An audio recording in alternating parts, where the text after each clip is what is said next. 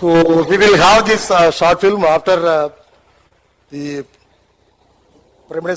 Honorable Prime Minister's address is over. Now we are waiting for the Honorable Prime Minister to join.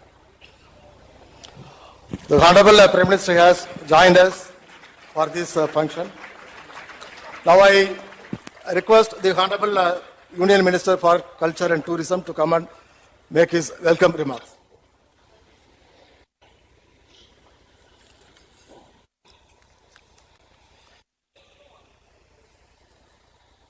Respected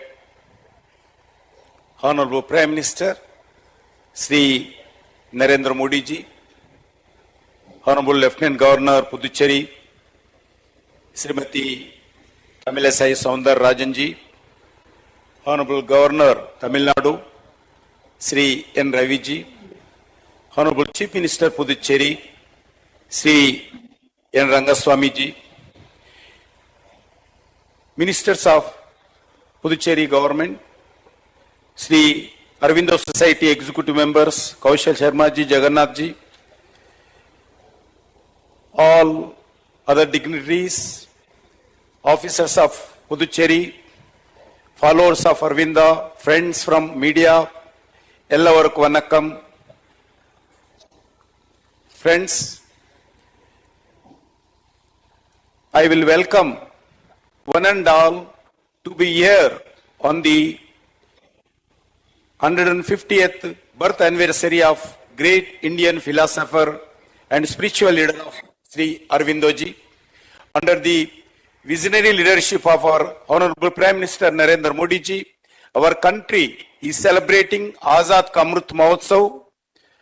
As a part of Azad Ka Amrit Mahotsav, we honor and commemorate the contributions of great spiritual gurus such as Adi Shankaracharya, Swami Ramanujacharya, Guru Govind Singh, and so many other gurus, sadhus, santus, freedom fighters, and unsung heroes of Indian independence movement.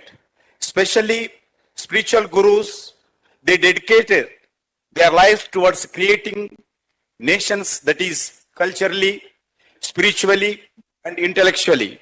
While remembering these individuals, one such name that echoes in the hearts of Indian globally is that Sri Aurobindo. Aurobindo teachings and philosophy have inspired the government in many ways. This will have indeed made Sri Aurobindo proud. Our Prime Minister Narendra Modi ji, while addressing the nation from Red Fort on the years of Independence Day celebrations, 15th August, encouraged us to follow Sri Aurobindo's mantra of Swadesh se Swaraj, Swaraj se Swaraj. Through this event today, we remember Aurobindo's teaching and preserve his philosophy. His teachings are motivation to all, especially youth of this country and global. I once again like to thank you for all being part of this event today, especially Honorable Prime Minister Narendra Modi ji. Thank you once again. Jai Hind, Bharat Mata ki Jai.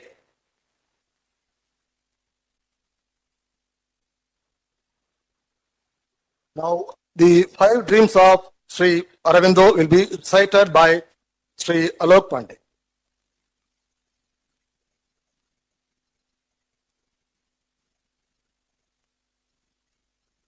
Vande Mataram. Shri Arvind के 5 स्वप्न। 15 अगस्त 1947 स्वाधीन भारत का जन्मदिन है। यह दिन भारत के लिए पुराने युग की समाप्ति और नए युग का प्रारंभ सूचित करता है, परंतु हम एक स्वाधीन राष्ट्र के रूप में अपने जीवन और कार्यों के द्वारा इसे ऐसा महत्वपूर्ण दिन भी बना सकते हैं जो संपूर्ण जगत के लिए, सारी मानव जाति के राजनीतिक, सामाजिक, सांस्कृतिक तथा आध्यात्मिक भविष्य के लिए नवयुग लाने वाला सिद्ध हो। इन स्वप्नों में पहला था एक क्रांतिकारी आंदोलन जो स्वाधीन और एक भारत को जन्म देगा। भारत आज स्वाधीन हो गया है, पर उसने एकता नहीं प्राप्त की। यह आशा करनी चाहिए कि इस विभाजन को पत्थर की लकीर नहीं मान लिया जाएगा और इसे एक अस्थायी उपाय से बढ़कर और कुछ न माना जाएगा। चाहे किसी भी उपाय से हो, चाहे किसी भी प्रकार से हो, विभाजन अवश्य हटना चाहिए, एकता अवश्य स्थापित होनी चाहिए और स्थापित होगी ही, क्योंकि भारत के भविष्य की महानता के लिए यह आवश्यक है। दूसरा स्वप्न था एशिया का पुनरुत्थान तथा स्वातंत्र्य और मानव सभ्यता की उन्नति के कार्य में एशिया का जो महान स्थान पहले था, उसी स्थान पर उसका लौट जाना, उसमें भारत को अपनी भूमिका निभानी है। तीसरा स्वप्न था एक विश्व संघ जो समस्त मानव जाति के लिए एक सुंदरतर, उज्जवलतर और महत्तर जीवन का बाहरी आधार निर्मित करे। मानव संसार का यह एकीकरण प्रगति के पथ पर है। एकीकरण प्रकृति की आवश्यकता है, अनिवार्य गति है। इसकी आवश्यकता राष्ट्रों के लिए भी स्पष्ट है, क्योंकि इसके बिना छोटे छोटे राष्ट्रों की स्वाधीनता किसी भी क्षण खतरे में रह सकती है और बड़े तथा शक्तिशाली राष्ट्रों का भी जीवन असुरक्षित हो सकता है। इसलिए इस एकीकरण में ही सबका हित है। चौथा स्वप्न, संसार को भारत का आध्यात्मिक दान जो पहले से ही प्रारंभ हो चुका है। भारत की आध्यात्मिकता यूरोप और अमेरिका में नित्य बढ़ती हुई मात्रा में प्रवेश कर रही है। यह आंदोलन बढ़ेगा। वर्तमान काल की विपदाओं के बीच अधिकाधिक लोगों की आंखें आशा के साथ भारत की ओर मुड़ रही हैं और न केवल उसकी शिक्षाओं का, अपितु उसकी अंतरात्मिक और आध्यात्मिक साधना का भी उत्तरोत्तर आश्रय लिया जा रहा है। अंतिम स्वप्न था क्रम विकास में अगला कदम, जो मनुष्य को एक उच्चतर और विशालतर चेतना में उठा ले जाएगा और उन समस्याओं का हल करना आरंभ कर देगा। इन समस्याओं ने मनुष्य को तभी से विस्मित कर रखा है जब से उसने व्यक्तिगत पूर्णता और पूर्ण समाज के विषय में सोचना विचारना प्रारंभ किया था। यहां भी यदि इस विकास को घटित होना है तो चूंकि यह आत्मा और आंतर चेतना की अभिवृद्धि द्वारा ही होगा, इसका प्रारंभ भारतवर्ष ही कर सकता है। और यद्यपि इसका क्षेत्र सार्वभौम होगा, तथापि केंद्रीय आंदोलन भारत ही करेगा। ये हैं वे भाव और भावनाएं जिनको मैं भारतीय स्वाधीनता की स्थिति के साथ संबंध करता हूं। क्या ये आशाएं ठीक सिद्ध होंगी या कहां तक सिद्ध होंगी, यह बात नए और स्वाधीन भारत पर निर्भर करती है। Shri Arvind.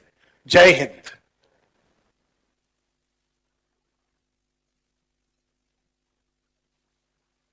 Now a cultural program on the theme of India and her future will be performed by the devotees of Sri Aurobindo.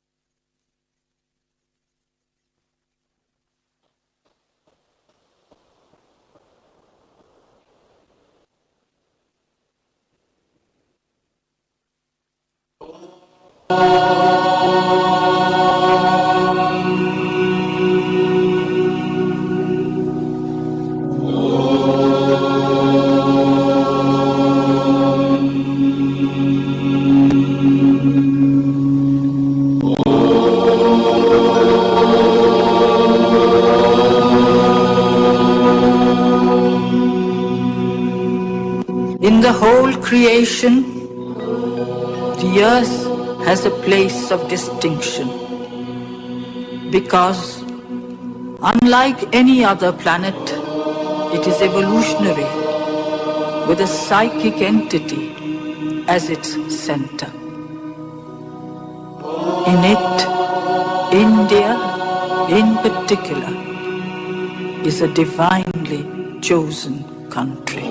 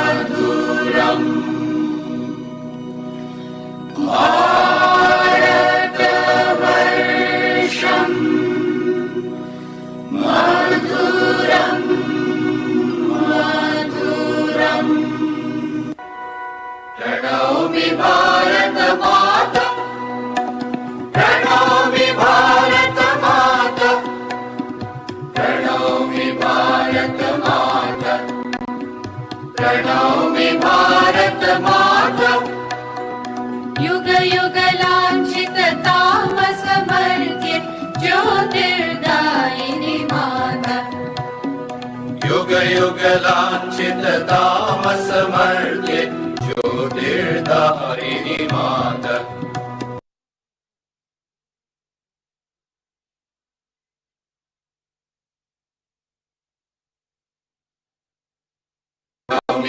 Bharat माता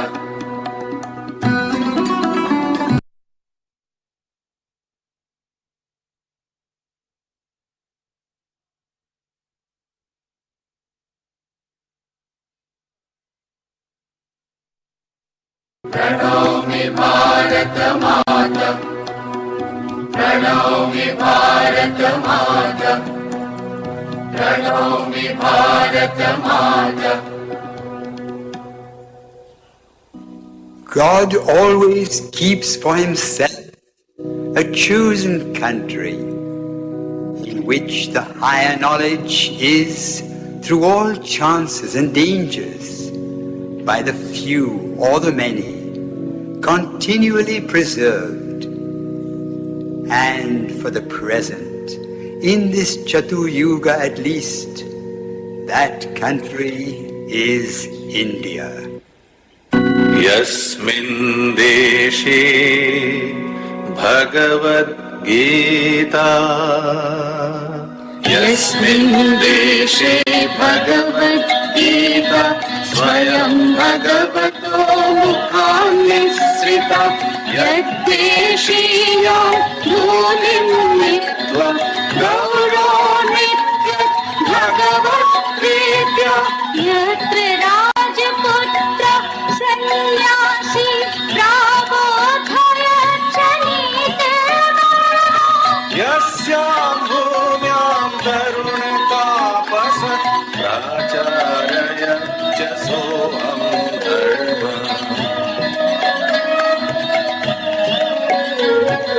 तद्भारतं मदीयमाता कथं ननु भवे कृपास्पदं सा ज्ञानधर्ममोर्जननी माता ज्ञानधर्मयोस्त्वमेव दात्री. From the spiritual point of view, India is the foremost country in the world. Her mission is to set the example of spirituality. True spirituality is not to renounce life, but to make life perfect with the divine perfection. this is what India must show to the world now.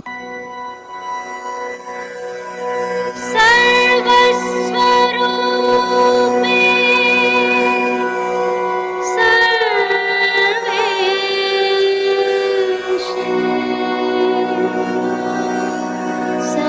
सर्वशक्ति समन्विते Devi Durge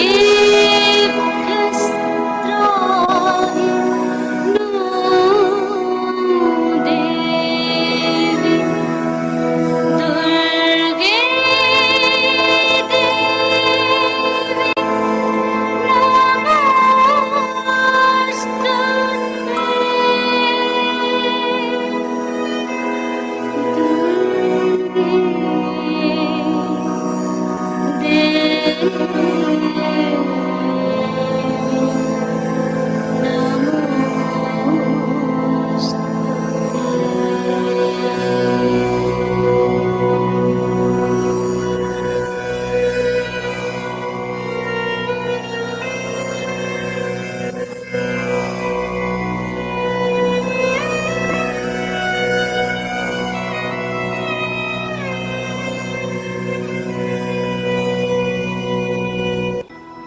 The dawn would soon be complete, and the sun rise over the horizon.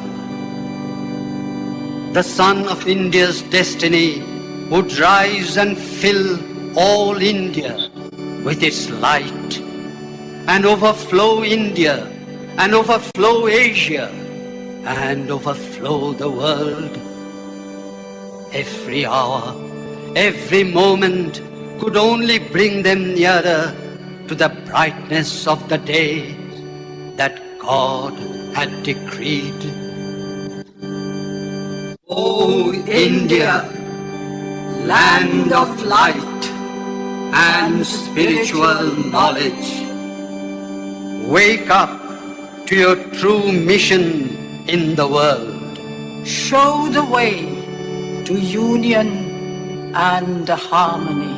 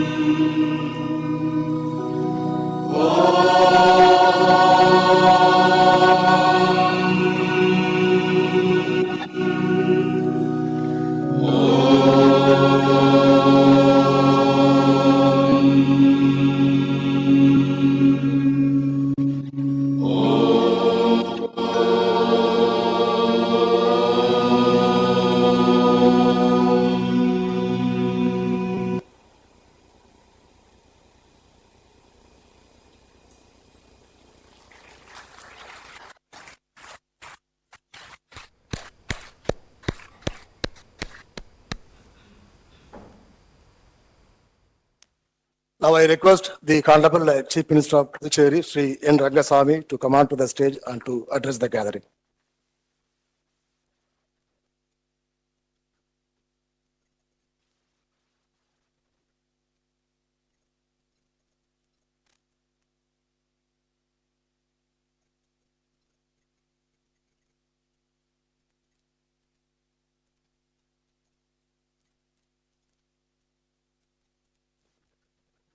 எனது அன்பிற்கும் மரியாதைக்குரிய மாண்புமிகு பாரத பிரதமர் அவர்களே, மரியாதைக்குரிய மாண்புமிகு மத்திய அமைச்சர் பெருமக்களே, விழாவில் கலந்து கொண்டு சிறப்பித்துக் கொண்டிருக்கின்ற எனது அன்பிற்குரிய மாண்புமிகு தமிழக ஆளுநர் அவர்களே, அன்பிற்குரிய மாண்புமிகு புதுச்சேரியின் துணைநிலை ஆளுநர் அவர்களே, விழாவில் கலந்து கொண்டு சிறப்பித்துக் கொண்டிருக்கின்ற அன்பிற்குரிய ஸ்ரீ அரவிந்தோ ஆசிரமத்தினுடைய மரியாதைக்குரிய நிர்வாகிகளே, புதுச்சேரி அரசின் செயலர்களே மற்றும் துறை சார்ந்த அதிகாரிகளே, எனது அன்புக்குரிய மாண்புமிகு சட்டப்பேரவை தலைவர் அவர்களே மற்றும் அமைச்சர் பெருமக்களே, சட்டமன்ற உறுப்பினர்களே, அன்புக்குரிய பெரியவர்களே, தாய்மார்களே, சகோதர சகோதரர்களே, ஸ்ரீ அரவிந்தர் அவருடைய அபிமானிகளே, சீடர்களே,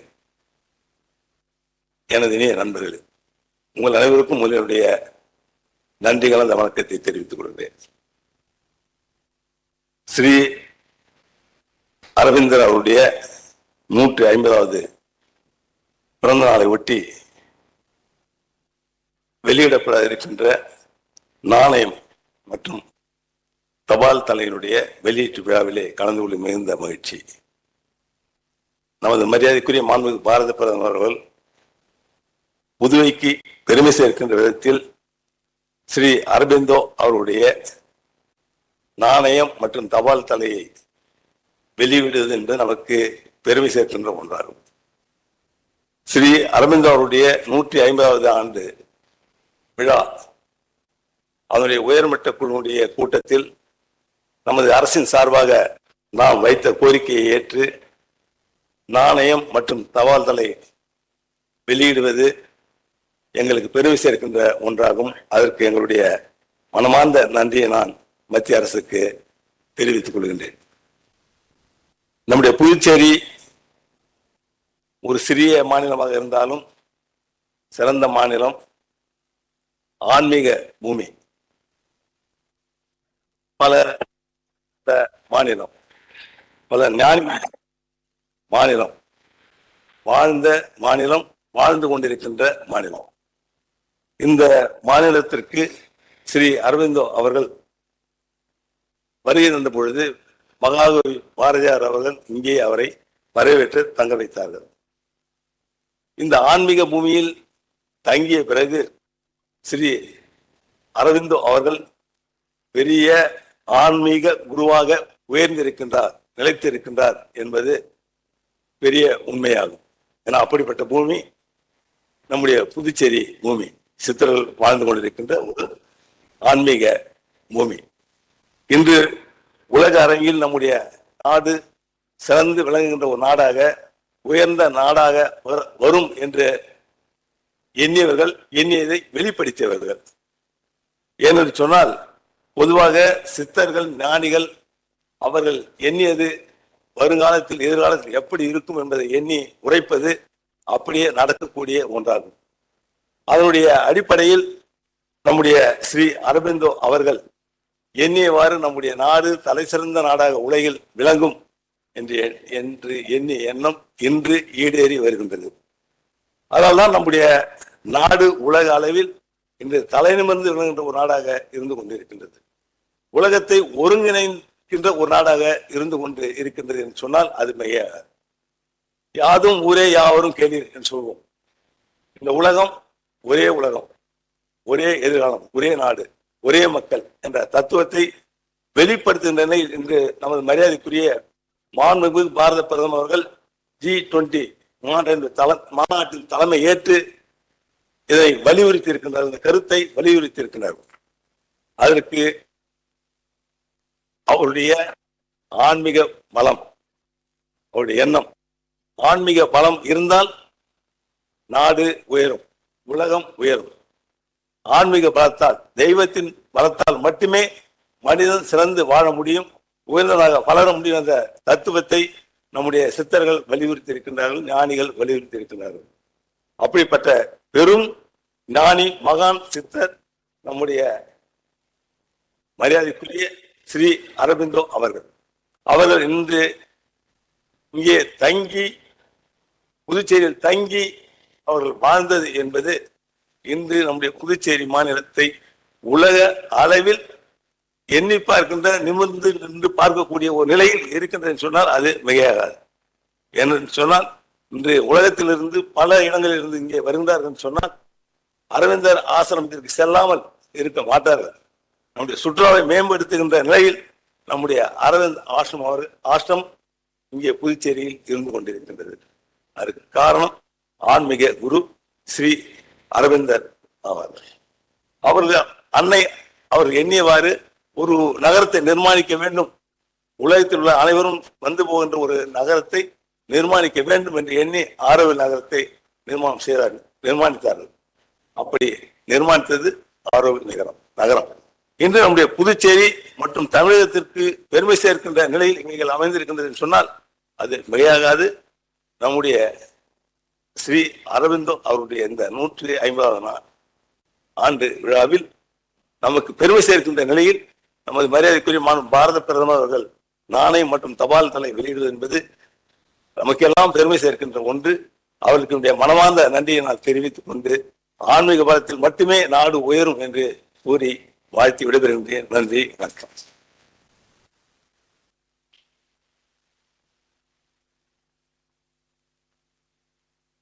I request the Honorable Union Minister, Honorable Governor Tamil Nadu, Honorable Lieutenant Governor Puducherry, Honorable Chief Minister, Sri Selva Kumar, Chief Postmaster General, Srimati Jayanti Ravi, Secretary, Auroville Foundation, and Sri Raju, Chief Secretary, to come on to the stage to display the commemorative stamp and the coin after they are released by the Honorable Prime Minister.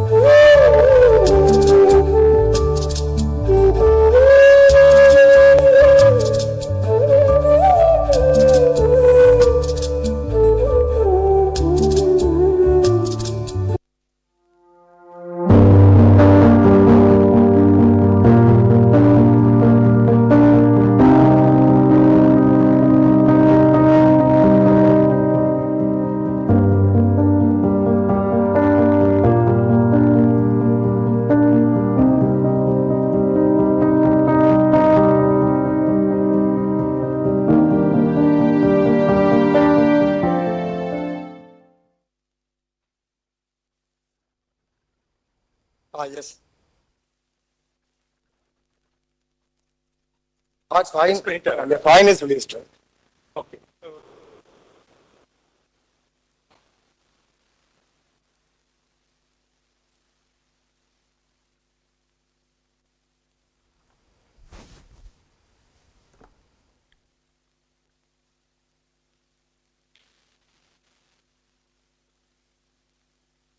Start coming.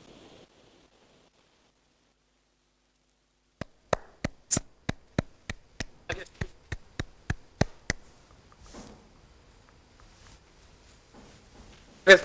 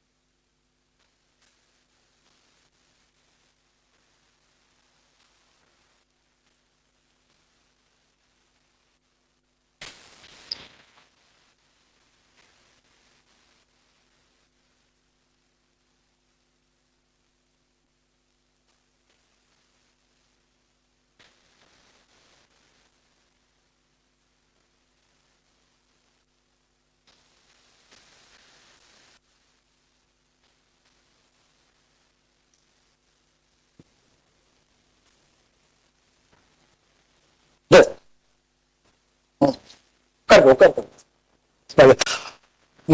the Honorable Prime Minister of India will deliver the special and inspirational address.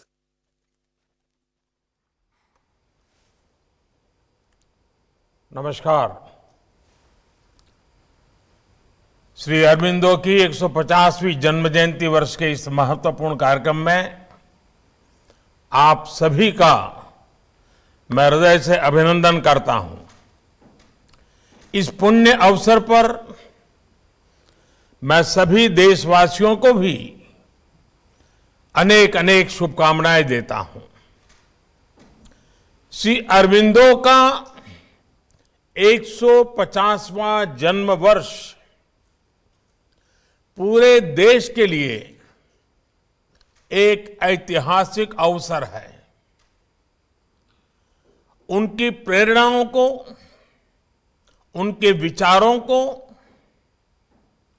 हमारी नई पीढ़ी तक पहुंचाने के लिए देश ने इस पूरे साल को विशेष रूप से मनाने का संकल्प लिया था। इसके लिए एक विशेष उच्च स्तरीय कमेटी गठन की गई थी। संस्कृति मंत्रालय के नेतृत्व में तमाम अलग अलग कार्यक्रम भी हो रहे हैं। इसी क्रम में पुडुचेरी की धरती पर, जो कि महर्षि की अपनी तपोस्थली भी रही है, आज राष्ट्र उन्हें एक और कृतज्ञ श्रद्धांजलि दे रहा है। आज श्री अरबिंदो के ऊपर एक स्मृति कॉइन और पोस्टल स्टैम्प भी रिलीज किया गया है। मुझे विश्वास है कि श्री अरबिंदो का जीवन और उनकी शिक्षाओं से प्रेरणा लेते हुए राष्ट्र के ये प्रयास हमारे संकल्पों को एक नई ऊर्जा देंगे, नई ताकत देंगे। साथियों, इतिहास में कई बार एक ही कालखंड में कई अद्भुत घटनाएं एक साथ होती हैं,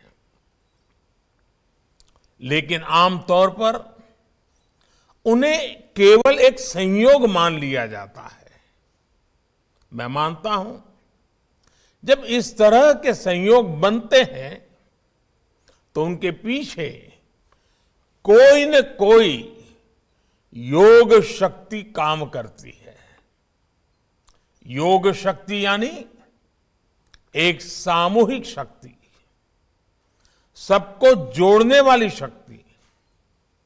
आप देखिए, भारत के इतिहास में ऐसे अनेक महापुरुष हुए हैं जिन्होंने आजादी का भाव भी सशक्त किया है और आत्मा को भी पुनर्जीवन दिया।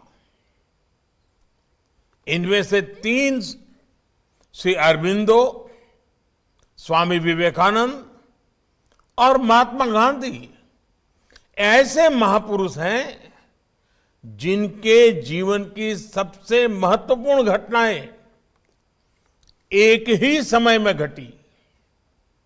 इन घटनाओं से इन महापुरुषों का जीवन भी बदला और राष्ट्र जीवन में भी बड़े परिवर्तन आए। 1893 में 14 वर्ष बाद श्री अरबिंदो इंग्लैंड से भारत लौटे। 1893 में ही स्वामी विवेकानंद विश्व धर्म संसद में अपने विख्यात भाषण के लिए अमेरिका गए और इसी साल गांधी जी दक्षिण अफ्रीका गए, जहां से उनकी महात्मा गांधी बनने की यात्रा शुरू हुई और आगे चलकर देश को आजादी महानायक मिला। भाई और बहनों, आज एक बार फिर हमारा भारत एक साथ ऐसे ही अनेकों संयोगों का साक्षी बन रहा है। आज जब देश ने अपनी आजादी के 75 वर्ष पूरे किए हैं, अमृतकाल की हमारी यात्रा शुरू हो रही है, उसी समय हम श्री अरबिंदो की 150वीं जयंती मना रहे हैं। इसी कालखंड में हम नेताजी सुभाष चंद्र बोस की 125वीं जन्म जयंती जैसे अवसरों के साक्षी भी बने हैं, जब प्रेरणा और कर्तव्य, मोटिवेशन और एक्शन एक साथ मिल जाते हैं तो असंभव लक्ष्य भी अवश्यंभावी हो जाता है। आजादी के अमृत काल में आज देश की सफलताएं, देश की उपलब्धियां और सबका प्रयास का संकल्प इस बात का प्रमाण है। साथियों, श्री अरबिंदो का जीवन एक भारत श्रेष्ठ भारत का प्रतिबिंब है। उनका जन्म बंगाल में हुआ था, लेकिन वो बंगाली, गुजराती, मराठी, हिंदी और संस्कृत समेत कई भाषाओं के जानकार थे। उनका जन्म भले ही बंगाल में हुआ था, लेकिन अपना ज्यादातर जीवन उन्होंने गुजरात और पुडुचेरी में बिताया। वे जहां भी गए वहां अपने व्यक्तित्व की गहरी छाप छोड़ी। आज आप देश के किसी भी हिस्से में जाएंगे, महर्षि अरबिंदो के आश्रम, उनके अनुयायी, उनके प्रशंसक हर जगह मिलेंगे।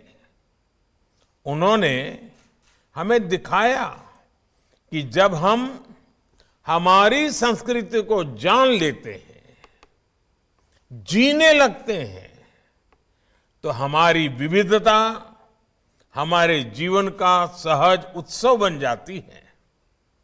साथियों, ये आजादी के अमृतकाल के लिए बहुत बड़ी प्रेरणा है। एक भारत श्रेष्ठ भारत का इससे उत्तम प्रोत्साहन क्या हो सकता है। कुछ दिनों पहले ही मैं काशी गया था। वहां काशी तमिल संगमम कार्यक्रम का हिस्सा बनने का अवसर मिला। यह अद्भुत आयोजन है। भारत कैसे अपनी परंपरा और संस्कृति के माध्यम से कैसे अटूट है, अटल है, ये हमें उस उत्सव में देखने को मिला। आज का युवा क्या सोचता है, ये काशी तमिल संगमम में देखने को मिला।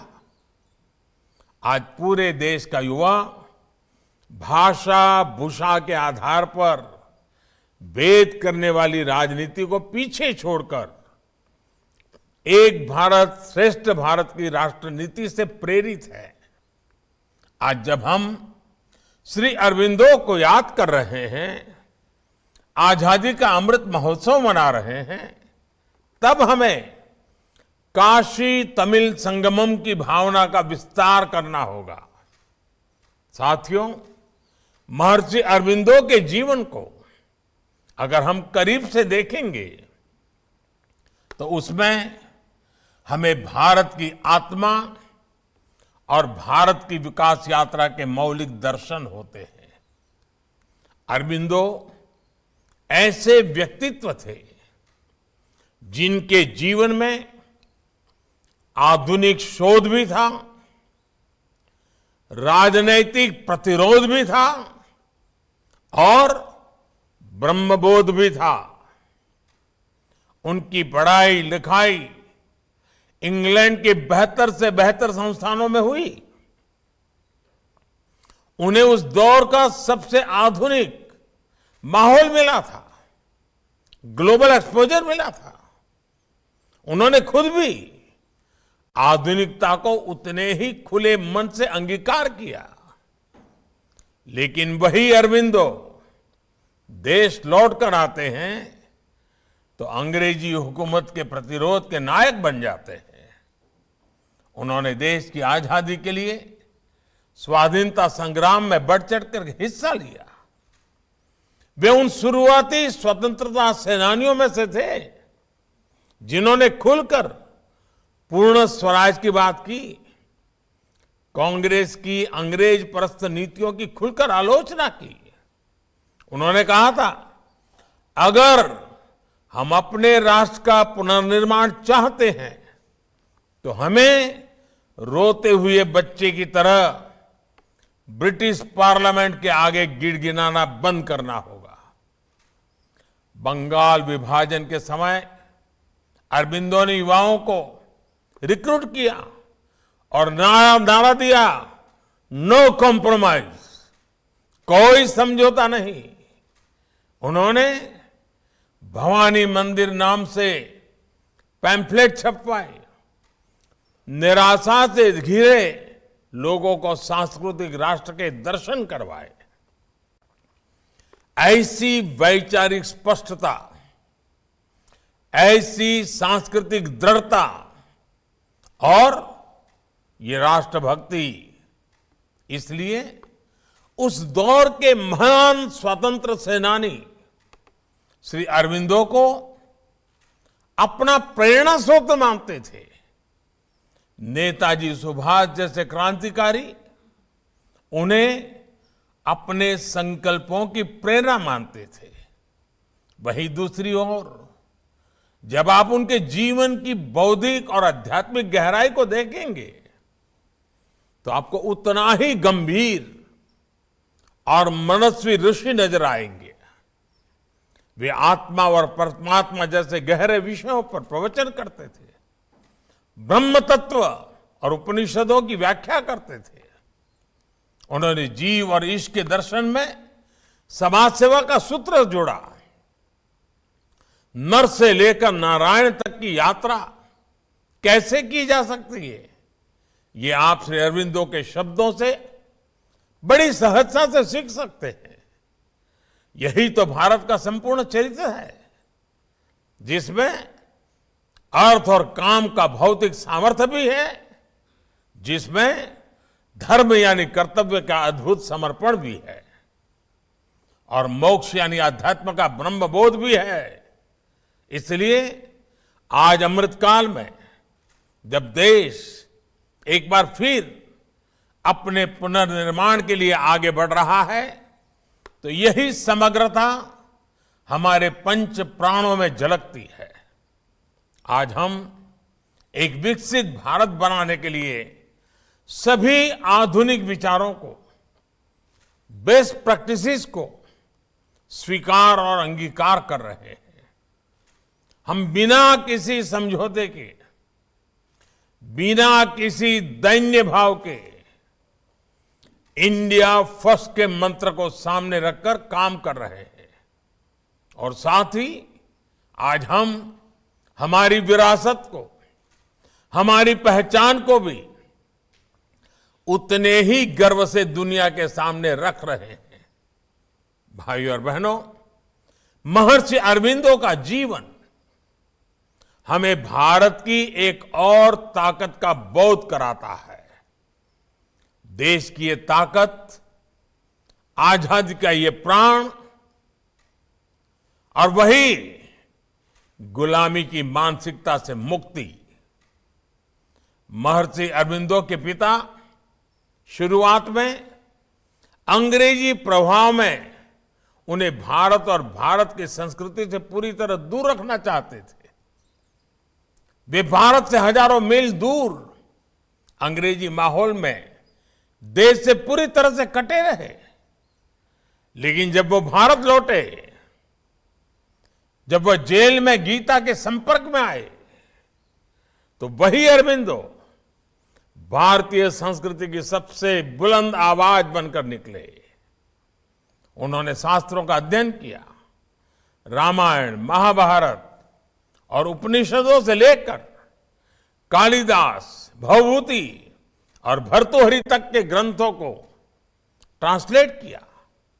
जिन अरबिंदो को खुद युवावस्था में भारतीयता से दूर रखा गया था, लोग अब उनके विचारों में भारत को देखने लगे। यही भारत और भारतीयता की असली ताकत है। उसे कोई कितना भी मिटाने की कोशिश क्यों न कर ले, उसे हमारे भीतर से निकालने की कोशिश क्यों न कर सकले। भारत भी अमर बीज है जो विपरीत से विपरीत परिस्थितियों में थोड़ा दब सकता है, थोड़ा मुरझा सकता है, लेकिन वो मर नहीं सकता। वो अजय है, अजरा अमर है, क्योंकि भारत मानव सभ्यता का सबसे परिष्कृत विचार है, मानवता का सबसे स्वाभाविक स्वर है। ये महर्षि अरविंदो के समय में भी अमर था और ये आज भी आजादी के अमृत काल में भी अमर है। आज भारत का युवा अपने सांस्कृतिक स्वाभिमान के साथ भारत की जयघोष कर रहा है। दुनिया में आज भीषण चुनौतियां हैं। इन चुनौतियों में समाधान में भारत की भूमिका महत्वपूर्ण है। इसलिए महर्षि अरविंदो से प्रेरणा लेकर हमें खुद को तैयार करना है। सबका प्रयास से विकसित भारत का निर्माण करना है। एक बार फिर महर्षि अरविंदो को नमन करते हुए आप सभी का हृदय से बहुत बहुत धन्यवाद।